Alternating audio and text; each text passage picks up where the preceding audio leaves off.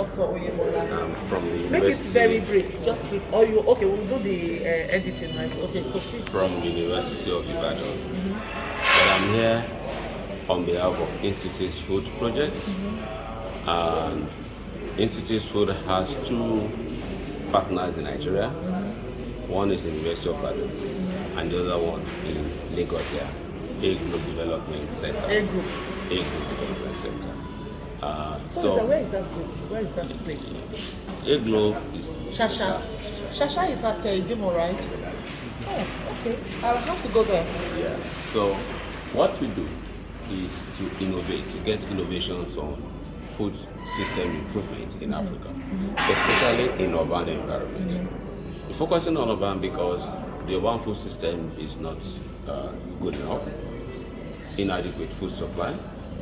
When the food gets to the city environment, it's expensive and it has lost value because of transportation and some other micronutrients are lost. And then the environmental condition does not permit large-scale farming in the city. The land is expensive, and then the waste from agriculture becomes a problem for the community. So, but then if we depend on rural environment to produce food, we cannot get enough because people are already migrating from rural environments to the city. So why not produce food in the city where people are? And you use your space to produce the food. But the problem is, how do we get this done? One, the problem of pollution, environmental pollution, and the two, space. And three, access to soil. So we adopt soilless system. We also utilize land that are not soil. So we are not using soil. We are using land in the city, vertical agriculture, or any other one. We're also saying that, okay, if I'm producing fish, for instance, where will I release the waste from fish production? Number three, even if I'm producing vegetables, what is the cost of fertilizer and how easily can I access fertilizer? So we're trying to look at the system in which we can have a cycle of nutrient use. For instance, the waste in fish production is loaded with high level of nitrogen and phosphorus, whereas the plant is in need of nitrogen and phosphorus. So the marriage of the two together. An integration of the circular one. So as the waste is being generated by the fish, the nutrient and phosphorus in the waste is utilized by plants, and the water becomes loaded with nutrients. It goes back to the fish again to use. So we are conserving water, we are conserving space, we are conserving nutrients, and we are also conserving resources.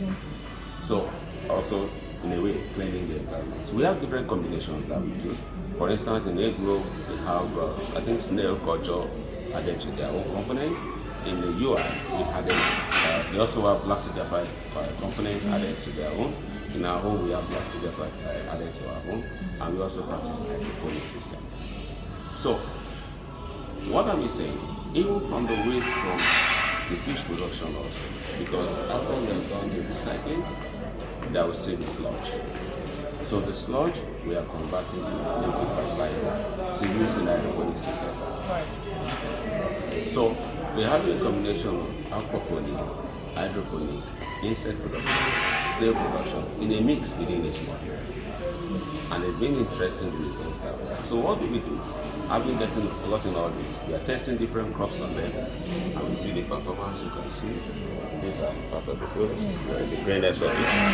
And we're also, apart from that, so apart from production, we believe that if each household has this kind of component, you can plant on the rooftop, you can plant on the wall, you can plant anywhere. We are increasing the green area, so to say, issues of climate change mitigation. In adapting to climate change, natural resources, the conservation of natural resources, and low level of use of water is also part of the component. So in areas where we don't have water, much water, this system works. So it can work in arid region, it can work to adapt to the impact of climate change. So all this how do we get it across? And how do we bring impact? We are training people for free.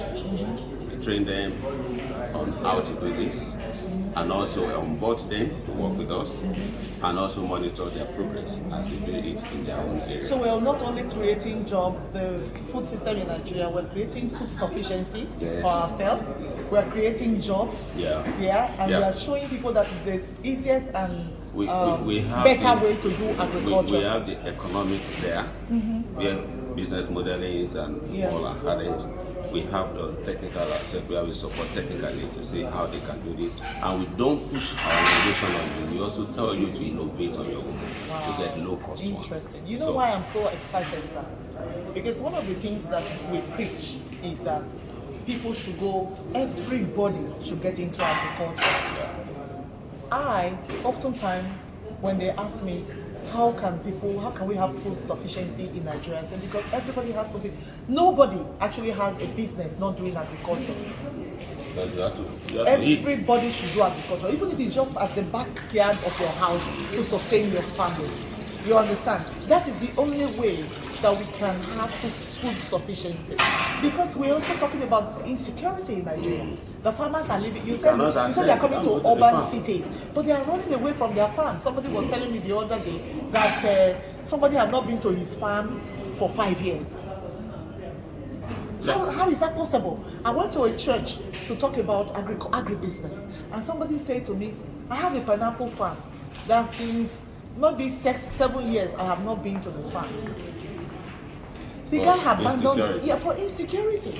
So which is the better way to do this? Is to now begin to innovate by going. And you know why I'm excited, sir? Because even I myself, being a trainer, being an agribusiness consultant, I talk about these things, and I have a space in my office. If it's something, because you say it's for free, I can mobilize people for that training. But I want to use my office because I have a wall that I've been thinking, what do I do on this wall? So I'm happy to be meeting you today because we're going to use that as a prototype so that people in my class can see that it is possible. So this is what we're talking about, people. Everybody should get into agriculture because there are easier and better ways to do agriculture. Even people always say that agriculture is dirty. But when we do this, it is not dirty. This is part of what we are saying. It's clean it's agriculture. Not only dirty. One of the things that people run away from agriculture is weeding. Weeding, yes. There's no weed. So this is no weed. There's water. There's other things. And some people are even using cocoa pits to grow soil. There are different simpler systems. And you can do this multiple ways. It's like a 3-tier. You use it to do your fish, you feed your vegetables, and you feed your poultry as well, right? Something like that. We are actually operating on aqua. So it's water. But for poultry, the waste in poultry can also be converted to liquid fertilizer. I know about that. You can use for hydroponic system. All right, so this is innovation, and these people are going to be at the Unique Food Festival to talk about, because one of the things that we have listed for this year's master classes are innovative farming, which includes aquaponic, hydroponic, sack farming, and a lot of things that we're going to be teaching you. So if you're not coming to the Unique Food Festival, you'll be missing a lot. So get ready as it comes on the 22nd to 24th of May 2025. See you there. Thank you so much, Prof.